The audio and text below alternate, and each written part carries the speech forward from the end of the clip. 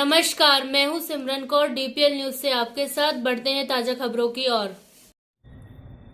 अगर जी एक आखिरी क्वेश्चन और, अभी कोरोना का जो समय चल रहा है वो सहयोग में कितना सहायक है? कितना? सहयोग उससे कितना सहायक है? हाँ, ये जो बीमारियां हैं, ये संपूर्ण बीमारियां जो है हमारी तीनों नाड़ियों और सातों चक्रों के असंतुलन से आती है। चाहे वो सर्दी जुकाम हो, चाहे वो खांसी हो, चाहे वो अस्थमा हो, चाहे वो हार्ट अटैक हो, चाहे वो कोरोना, कोई भी बीमारी है, ये हमारे अंदर अगर असंतुलन होगा तो ये सारी बीमारियां हमारे अंदर होंगी। ये तीन नाड़ियां जैसे हमारे अंदर है, ईला, पिंगला, सुषुम्ना, और सात चक्र, मूलाधार, स्वादिष्ठान, नाभि, अनद, विशुद्धि, आज्ञा और सहस्रार। तो ये सात चक्र और तीन नाड़ियां से मिलकर हमारा सूक्ष्म शरीर बना है। तो ये सूक्ष्म शरीर जिस भी मानव का इस संसार में असंतुलित होगा तो उसके अंदर ये सारी बीमारियां आनी है। सहयोग में होता क्या है, जब माता जी के सामने बैठते हैं, क्योंकि ये महाअवतरण है और आदि शक्ति का अवतार है, तो इनके चित्र के सामने जब हम बैठते हैं तो ये सातों चक्र जागृत हो जाते हैं और हमारा योग परमात्मा की शक्ति से हो जाता है। और परमात्मा की शक्ति हमारे हाथों में चैतन्य के रूप में बहने लगती है। तो ये चैतन्य जो है ये सारी बीमारियों को ठीक करता है। तो सहयोग मात्र ऐसा तरीका इस संसार में इस समय है कि इसमें वाइब्रेशन के माध्यम से आप सभी बीमारियों को ठीक कर सकते हैं। ये वाइब्रेशन जो हाथों में बहने लगते हैं, इससे आप सभी तरह की बीमारियां आपकी ठीक हो जाती हैं।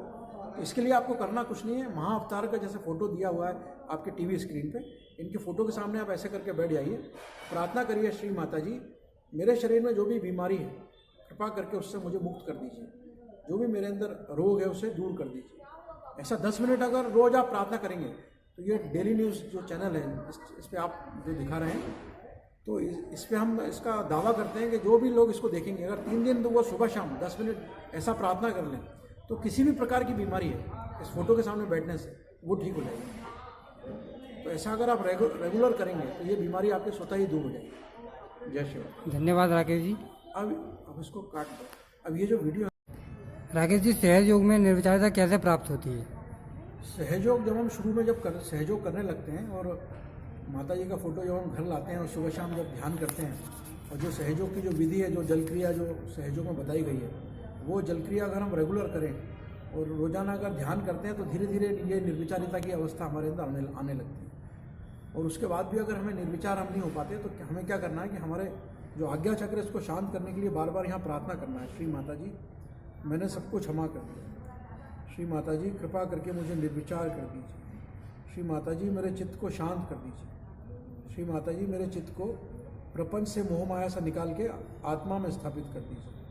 इस तरह से बार बार जब हम प्रार्थना करते हैं माँ से, और बार बार जब हमारा चित्त संसार से निकल के जब आत्मा पे आता है तो ये जो निर्विचारिता ये हमारी बढ़ने लगती है।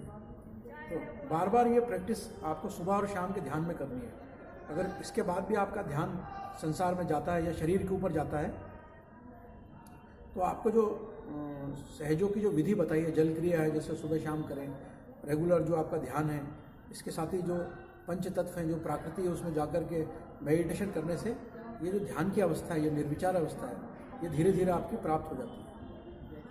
तो निर्विचार होने के लिए सीधे हाथ को उठा के अपने माथे पर रख लीजिए और मनी मन प्रार्थना करिए, श्री माता जी मैंने सबको क्षमा कर दिया, श्री माता जी मेरा संसार में कोई दुश्मन नहीं, श्री माता जी मेरा योग परमात्मा से करा दीजिए। अब सीधा हाथ तालू में रख लीजिए, प्रार्थना करिए, श्री माता जी मेरे चित्त को शांत कर दीजिए, श्री माता जी कृपा करके मुझे निर्विचार कर दीजिए। ऐसी प्रार्थना करने से धीरे धीरे निर्विचारिता का अवस्था स्वतः ही प्राप्त हो जाती है। राकेश जी, शरीर से परे की अवस्था सहयोग में कैसे प्राप्त होती है? ये शरीर से परे की जो अवस्था है, जिसको हम देहातीत बोलते हैं, देह से परे, तो देह से परे जब हम जाते हैं, जब हम आत्मा की अवस्था में आ जाते हैं, तो शरीर से परे जाने के लिए हमें क्या है कि लगातार ध्यान करना पड़ता है और बार बार अपने शरीर से सीधे हाथ को बाएं हृदय में रखते हुए बार बार अपने आप से कहें कि मैं ये शरीर नहीं, मैं आत्मा, श्री माता जी मैं ये देह नहीं, मैं आत्मा। ऐसा बार बार प्रार्थना करें, श्री माता जी मैं शरीर नहीं, मैं आत्मा, श्री माता जी मैं चैतन्य स्वरूप आत्मा हूँ, मैं शिव स्वरूप आत्मा, मैं ये शरीर नहीं हूँ। ऐसी मनी मन प्रार्थना करें, श्री माता जी मैं ये शरीर नहीं हूँ, मैं चैतन्य स्वरूप आत्मा। ऐसे अगर आप हृदय से प्रार्थना करते हैं माता जी के छवि के सामने, तो जो शरीर से परे की अवस्था है वो धीरे धीरे आपकी आने लगती है।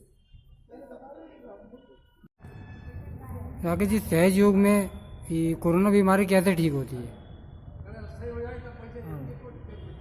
नहीं, सहयोग में क्या है, ये महाअवतरण माता जी निर्मला देवी का जो अवतार है, इनके चित्र के सामने जब हम बैठते हैं और दोनों हाथ ऐसे करते हैं और खुल के केवल हमें प्रार्थना करनी है, श्री माता जी हमारे अंदर जो भी असंतुलन है, हमारे अंदर जो भी रोग है, बीमारी है, कृपा करके उसे दूर कर दीजिए। केवल ऐसी प्रार्थना करनी है और सीधे हाथ को बाएं हृदय में रख के प्रार्थना करें, श्री माता जी कृपा करके आप हमारे हृदय में आइए और हमारे शरीर में जो भी रोग है उससे हमें मुक्त कर दीजिए। श्री माता जी हमारे हृदय में आइए, हमारे अंदर जो भी रोग है, बीमारी है, उससे हमें मुक्त कर दीजिए। श्री माता जी कृपा करके हमारे हृदय में आइए, हमारे शरीर में जो भी रोग है, बीमारी है, उससे हमें मुक्त कर दीजिए। ऐसी प्रार्थना केवल हमें 10 मिनट सुबह, 10 मिनट शाम को करनी है। 3 दिन अगर आप ऐसी प्रार्थना करते हैं तो किसी भी प्रकार की आपको बीमारी है तो ये बीमारी आपकी ठीक हो सकती है, या किसी भी तरह की समस्या आपके अंदर है तो ये समस्या जो है इस महाअवतरण के चित्र के सामने जब हम बैठते हैं और ऐसी प्रार्थना करते हैं तो सभी तरह की बीमारी आपकी ठीक हो सकती है। इससे आपके डॉक्टर का पैसा, आपका अस्पताल का पैसा बचता है। तो इसको आप रेगुलर सुबह शाम करें और बाकी की जानकारी जो डेली न्यूज़ पे जो नंबर चल रहे हैं, फिर उस नंबर पे आप आगे के बारे में बताएं कि आपको क्या महसूस हुआ। जय श्री राम।